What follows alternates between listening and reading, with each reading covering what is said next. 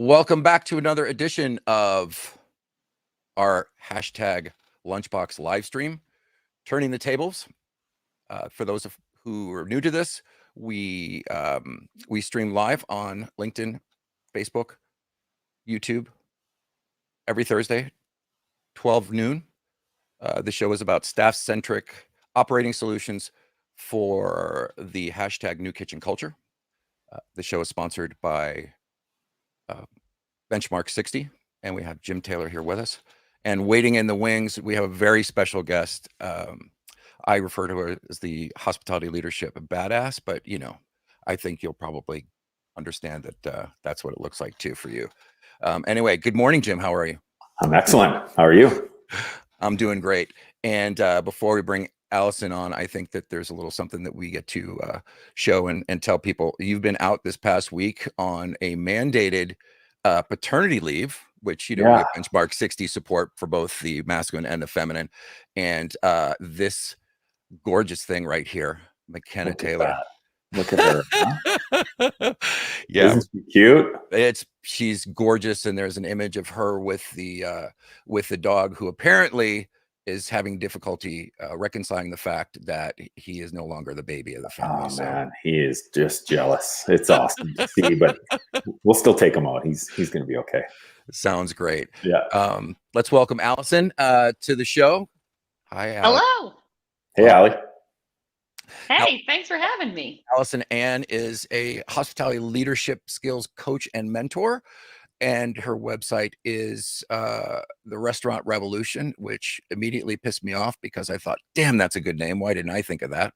I was so surprised it wasn't taken. I know. And in all transparency, one of the value adds that Alison brings to all her clients is she's also a Benchmark 60 solutions provider. That's not necessarily going to be our topic of conversation today, but I can't think of any hospitality leader right now who's not seriously considering trying to figure out a better way to not only manage but retain their staff, and create a point of attraction. And that's one of the things that is so great about Benchmark 60. Allie, before we get going, I was just curious. One of my observations has been that in my career, there wasn't really any formalized type of school or class that I could take as a hospitality professional for leadership. And I think I'm probably not the only one who got confused early on. Like, what's the difference between managing and leading? Like, what do you see as that fundamental difference? And what are you doing in support of assisting people to get those critical leadership skills that they're going to need for, this next restaurant evolution that we have?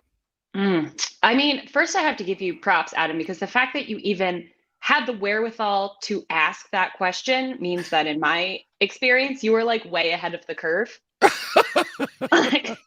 Why, thank you. Why, you're welcome. I say this with a part of the reason that I got into the restaurant industry when I was 17. I was just a total cliche. I thought it was going to be something fun for the summer and then I'd be out, and literally it'll be 20 years in January. I just can't stay away. Restaurant industry people are my people, and this industry is my industry. And so please know that I say with great, great love, most industry people don't even know that there's a difference between management and leadership. True. Yeah. So that's like a step zero, because so many people get into a leadership role in the hospitality industry and they think that it's about making sure numbers are good and telling people what to do and getting people to follow the rules, which is, they're great management tactics. And in my experience, both as a human being who has worked in the industry and in the work that I do as a coach and a consultant, people very rarely follow the rules because somebody said, these are the rules and I need you to follow them. Sure. Yeah. And there's a lot of surprise you're the manager, right? Oh my gosh. The surprise manager? surprised you're the manager. That was how it worked for me. Somebody just came up to me one day with the keys and said, "You're good to close up, right?" Yeah, You if don't you don't make any if you stupid can't figure mistakes the that piss money people out, off. leave it on the desk and I'll handle it in the morning. Just make 100%. sure that the door gets locked. Here's the code. So why do you think that the restaurant industry is like that? Because most other industries aren't like that. People have more formal management and leadership development training. Why are restaurants like that? You know, I think that it's in part that like restaurants have always kind of related to themselves as the Wild West. Like we're not like other industries. You can't make me put on a suit and tie and sit at a desk. You can't make me. I won't. I have tattoos. Right. And I'm gonna make alcoholic beverages for a living. And so you have a whole community full of these kind of like slightly to greatly rebellious, I'm not like other people, I don't fit into the cultural norm stories running their lives. And then they all get together and are like, hey, let's run a business. What could possibly go wrong? Right. Yeah. Yeah, for sure. Yeah, and it's interesting because then there's so many of those people who, I don't know about you, but when it was my turn to get into positions of responsibility, it was literally, I think the boxes I had to check were: don't do anything stupid, don't piss anybody off, maybe formally or informally, don't date the staff, don't show up late or miss your shift. Basically, just don't do anything stupid, and you're going to get some responsibility. Oh, absolutely. Yeah. Just show like the slightest commitment to your job, and next thing you know, you're on the fast track to being in charge of the place without actually any sort of support or training in what it takes to run. I mean, my last job before I fully went solo was a place that did 5 million a year in revenue, which I know, Jim, the kind of places that you work, that might sound like small potatoes, but this was like, it was just a bar. It was like a bar that a guy owned that some of us ran, and we did 5 million a year in revenue. I had 49 people whose livelihoods relied on my leadership skills, of which I had what I pulled out of my butt and was like, this seems like it might work. Let's try this.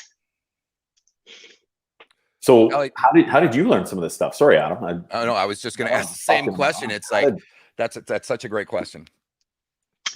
So I do like a little bit of how I got started was just kind of self-taught. I just looked around at the industry and was like, this doesn't seem like it's working. Like the whole people are afraid of the chef, so they'll do what he says, or like scrambling. There was even where I worked, there was so much scrambling all the time. It was like, oh, we didn't think to prep more chicken wings at the sports bar for Super Bowl weekend. like who? So I would see decisions like that being made and be like, y'all, we gotta think about how we're doing things here. And so it was just in start with a lot of conversations with people. And then I very naturally am drawn towards creating relationships with people, having conversations with people, that kind of vulnerability that you don't typically get in the restaurant industry. I'd say that's like a little bit of how I'm like a rebel in counterculture. Is I'm like, oh, you say we don't talk about this thing? Well, I do. Let's talk about money. Let's talk about your childhood trauma. Let's get it. I've known you for 10 minutes. Do you want to give me advice on my relationship life? So it was just kind of like experiencing that. I was someone who looked at the industry and said, like, I don't feel like maybe we could do things a little differently. And from there, it was actually just a series of fortunate events. I was posting online a lot of kind of my thoughts on society and culture, and double standards that we had set up, the ways that people were treated in the industry. And an acquaintance of mine got in touch, and she said, hey, I think you'd really do well at what I do. And she was a professional coach. And so she introduced me to her coach training program, and I ended up going through a transformational life and leadership coach training program where they say coaches lead and leaders coach. And so it was all about not just building leadership skills, but also doing the transformational inside work that I had to do in order to move myself forward, and kind of transform my own internal thoughts and processes and really grow as a human so that I could grow as a leader. So they trained me. I continue on in their leadership development program to this day. It's a fantastic company called Accomplishment Coaching in the States and Canada. So that's really where I didn't learn in the restaurant industry. I learned in a leadership development program, and now take everything that I've learned over to the restaurant industry, because it's like, guys, this can change everything. This is life-changing. Allie, you bring up a great point, especially in reflection of, okay, so I want to go farther with my career. I somehow intuit that there are some skill sets that I don't have, and I need to find somewhere where I can get some skills. So I think at first my journey would be, okay, what are the mechanics? Like, how do I actually how do I actually do a great coaching council? How do I do a great review process? And you get all these mechanics down and completely miss the point that if I'm not doing my own work, how am I supposed to show up and be completely present and, not get triggered in conversation, all those critical soft skills that, for lack of a better way to put it, seem to have been like completely overlooked by the industry. 100%. Well, because soft skills, we don't do soft in this industry. This is hard industry. This is hard industry. We're badasses. We hustle.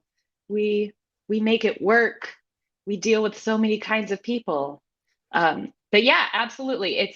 You can know everything there is to know about the mechanics of running a restaurant and still be just, I feel like I'm on CNN now. I know, isn't it nice? Yeah. Without knowing how to be a leader, how to be in relationship with people. Like I know people are, relationship. Relationship is not necessarily just like, who's the line cook going home with tonight? Everyone is constantly in relationship all the time. And without knowing how to successfully be in relationship with people, you are never going to be as successful a leader as you would be no matter how good you are at doing the numbers, no matter how tight your ship is. You can have the checklists to end all checklists. And if you are not leading people to come along with you, then you're just missing out on truly being an effective leader. Jim, I know that you worked for a long time for one of the most, forward-thinking companies, restaurant companies in Canada. You were with them for a long time. You came up through the system. I think in conversation you said that, they were very focused on staff development. Yeah. And can you kind of give us a thumbnail sketch of like how they brought you along? Because I think that whole idea about like just giving somebody the keys, or just because I'm the sous chef and now the chef is gone, they assume that I have the skill set to go do that.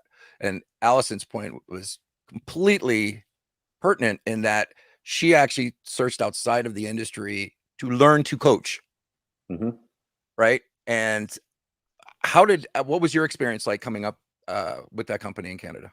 Yeah, well, I think I was really lucky that that's the company that I sort of just fell into, right? I mean, I basically applied off the street to be a server there, or a waiter. But,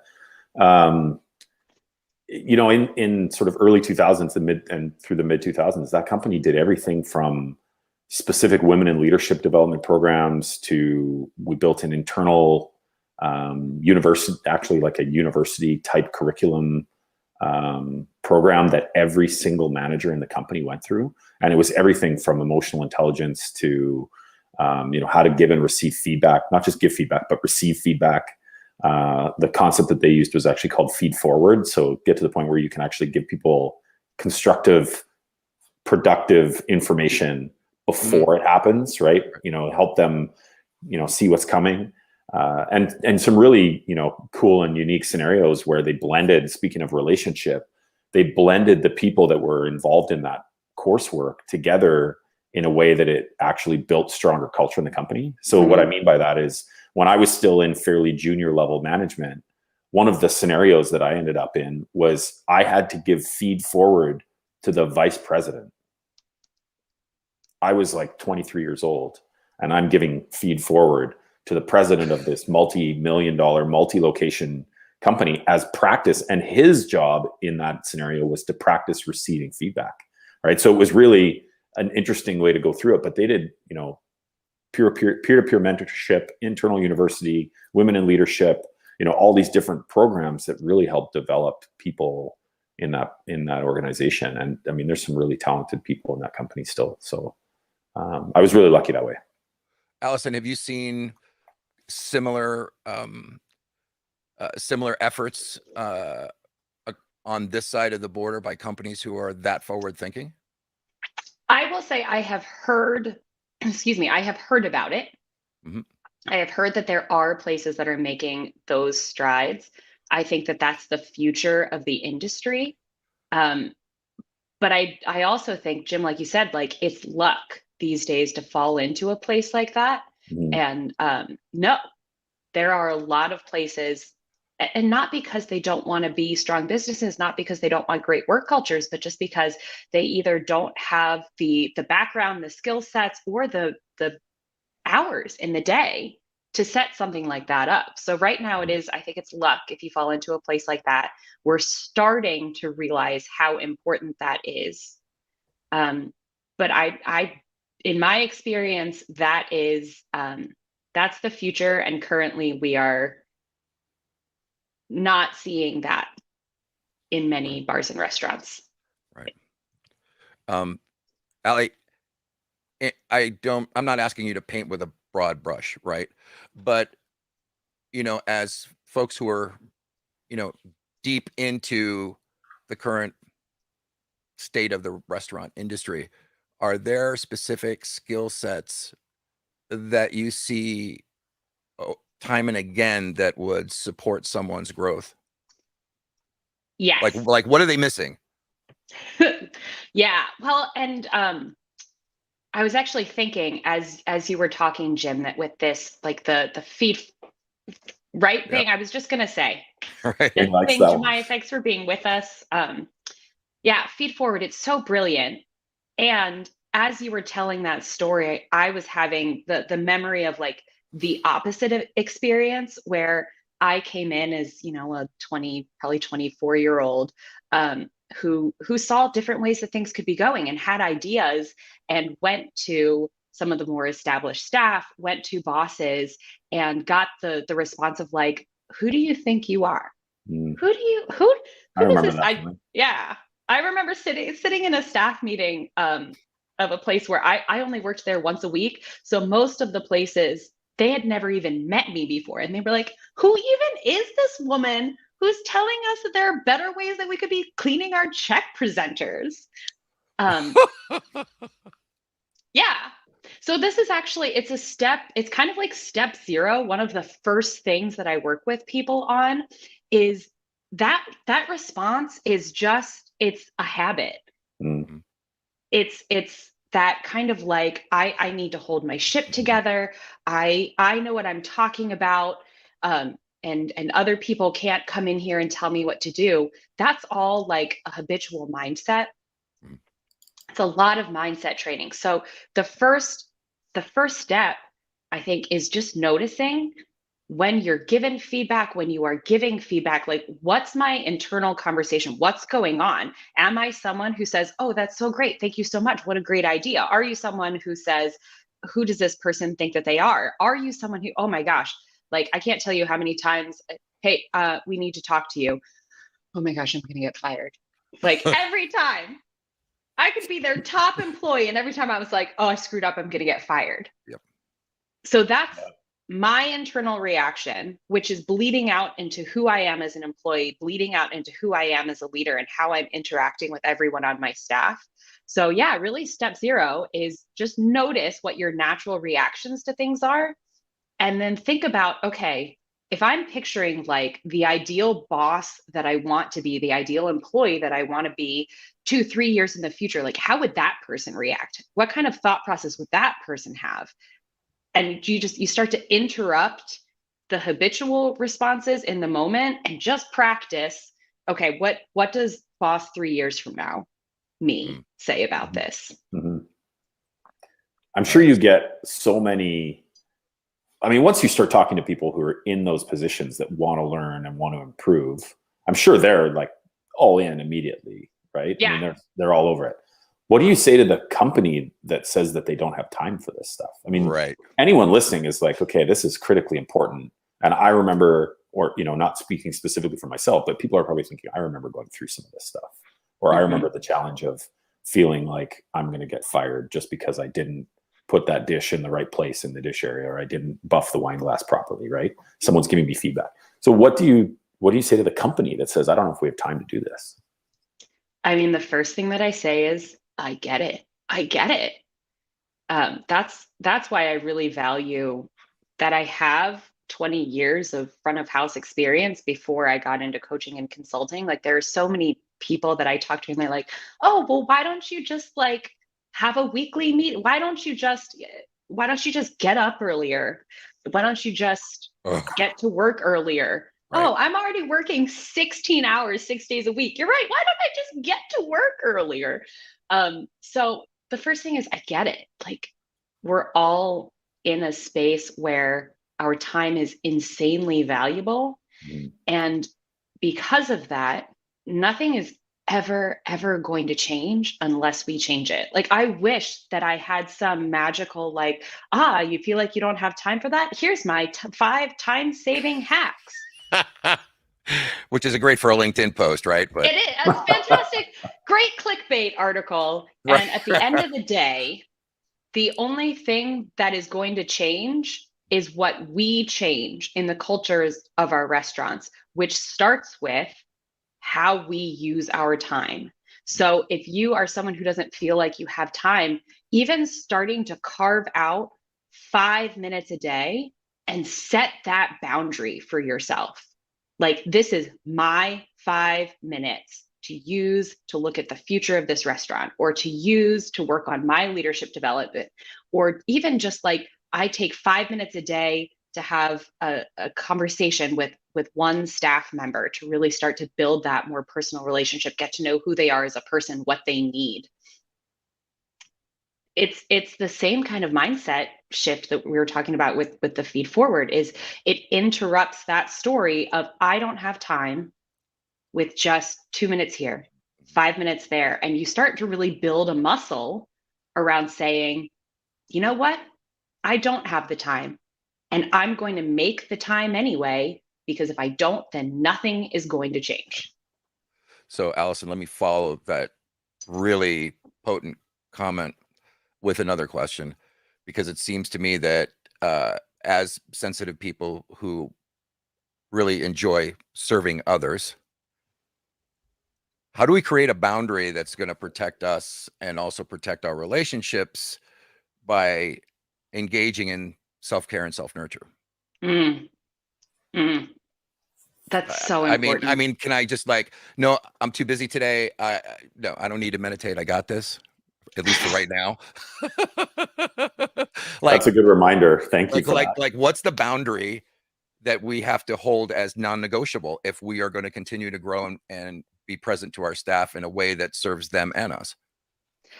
Well, and it's going to be different for every person. But it's such a great question. It's such a great question. And because, everybody's different, there might be that person for whom 5 minutes of meditation is life-changing. Mm-hmm. But, Shane, like, right. Such a great point. Shane? Thanks for participating. Yeah, absolutely. Shane's just chiming in saying yes to developing empathetic leadership means saying no to something else you're spending your time on. Is there something you can delegate, deprioritize in order to practice practice active leadership. And again, what a great way to put it, active leadership, proactive leadership, not reactive leadership. Yes. Yeah. And to your point, Shane, so often I think we tell ourselves, like, if I take time for building my leadership, like my self-care, I had a boss who, God bless him, he's an amazing human being. If he didn't go to the gym every day, he turned into a raging asshole. Like, you just could not work with him. I spent more time fighting with him over little petty stuff than it would have taken for him to just go to the gym. Just go to the gym. Right. Get out of here. Get your sleep at night. And a lot of times we feel like if I say yes to developing my leadership, taking time for self-care, the whole restaurant's going to fall apart. I've got this to-do list, this is the list of the 4 things that are on fire today. And if I don't handle them because I'm in charge, then everything's going to fall apart. So by starting to, no matter what the time period is, no matter what your self-care looks like, whether it's going to the gym, getting enough sleep, meditating, getting your nails done. Like, for me, having my nails done is like a huge self-care. It boosts the quality of my life immensely. And if you don't get that, I don't care. It's my thing, not yours. Sure. By setting that boundary, setting that time, however long it is, whatever it is, you actually start to realize that some of the things that you assumed were going to just go to the dogs, they don't. They handle themselves. You can hand them off to someone else. Or, you start to notice, like, oh, okay, well, of the 5 things that I thought would go to the dogs, 4 of them actually ended up being okay. I just got to them later. Oh, 1 of them actually did go to the dogs. Okay, good to know. That's actually something I need to set up structures for. I need to have some sort of a process in place to make sure that this gets handled.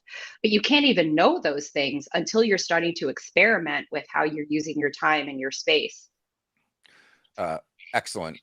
Alison, I want to be conscious of our time and our commitment to our listeners and to our viewers.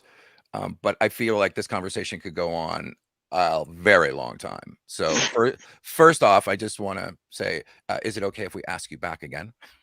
Fan favorite. I would love that. Please. Yes. And before we have to break, I'm curious to know, I've put in the chat several ways for folks to get in touch with you. Do you want to just kind of rattle off some contact information? So if folks are intrigued by some of the stuff you're saying, they can follow up with you directly? Absolutely. I'd love that. My website is restaurantrevolution.me. You can reach me at alisonanne.coaching@gmail.com. ALISONANNE .coaching@gmail. And you can find me on LinkedIn. That's one of the best places to get in touch with me. I'm on LinkedIn all over the place all the time. So please feel free to send me a DM on LinkedIn. Alison Ann, Restaurant Revolution. And before everybody leaves, because we got a few minutes more and I want you to use up every single bit of this, actionable intelligence is what this show's about. So can you give our listeners and our viewers maybe 3 things that you feel could make a huge difference that they can actually put into use in their operation this weekend? I mean, I know it might be clunky because it's a little unpracticed and stuff, but if somebody really knows that something can be better, what are like your top 3 top hits, I guess you would say? Top hits. Love it. Create time to talk to every single person on your staff at least once a week. Start with once a week. Even if it's 30 seconds, hey, how are you doing? Start to relate to your people as human beings first and your employees second. 2 is practice asking, what do you need right now? Or what would help you right now? You can try to predict what your people need all day. It takes a lot less time to just ask them. Right. And the third one is, this is a little esoteric for some people, but it really can be a game changer, is practice asking yourself, who do I want to be? Who do I want to be in this situation? Focusing more on who you want to be and how you want to show up in the world as a human and letting that change how you act is going to be more a transforming once and for all shift than having to decide all the time, what do I want to do? What do I want to do? How do I want to act? What do I want to do? Just choose, who do I want to be? How do I want to show up in the world? And let the decisions come from there. That's really good. Oh, thank you for that. Yeah, thank you. Hold on a second, because that is awesome. I want to make sure everybody gets it. Who do you want to be? How do I want to show up in the world? And Allie, would you say that that's a is that a parking lot conversation that you're having with yourself, you know, in the car before you like walk into the building, or can you just take a moment and just reconnect to that as a way of course correcting in the midst of your day? Yes, I mean both. It's if you can have it in the parking lot, and I think that's great. Set the intention. Who do I want to be today? But then we're all humans. We have reactions that take over. And yeah, time and time again in the midst of the day, come back to it. Like, wait a second, who do I want to be? Wait a second, who do I want to be? Yeah, which is so hard in the moment, right? Because again, we're sensitive, and it's easy to get triggered because most of us wear our hearts on our sleeve. Yeah. And this is not about toughening us up, right? This is like in some ways actually a call to expand your heart. Would you say? Yeah. I feel like that's We're all also humans. good advice for my situation as a new dad right now too. Who do I want to be? Thank you for that. I'll spend some time on that one today. That's for sure. Yeah. And not just today. Pleased. Right. Because the reality is we can become that person at any moment, right? Because if we can imagine it, then we know it's possible. Yeah. So I think that's a great place to leave it. Alison Ann, Restaurant Revolution, hospitality management badass, and moonlighting rock and roll singer. We thank you very much for your time. Adam, Jim, thank you so much for having me. I love this Thanks, Allie. conversation. So Thank great. you very much. It's always good to see you. And just want to remind folks that this show right after gets converted conveniently to a podcast called Turning the Table. It's on Spotify, iTunes. It's everywhere you get your podcasts. And I just want to post the URL in here so that everybody gets it, because it'll open up to whichever podcast player you have. And as always, we want to thank Jim and Benchmark 60. And finally, I don't think that we can let this moment pass without really giving a huge shout out for the person who's done the most work this week. Thank you, Jen Taylor. Yeah, 100%. For bringing McKenna in the world. Jen. Go, Jen. Go, Jen. You got it. Thank you very much, everybody. We'll catch you on the next episode of Turning the Table. Stand tall and frosty, everybody. Have a great week.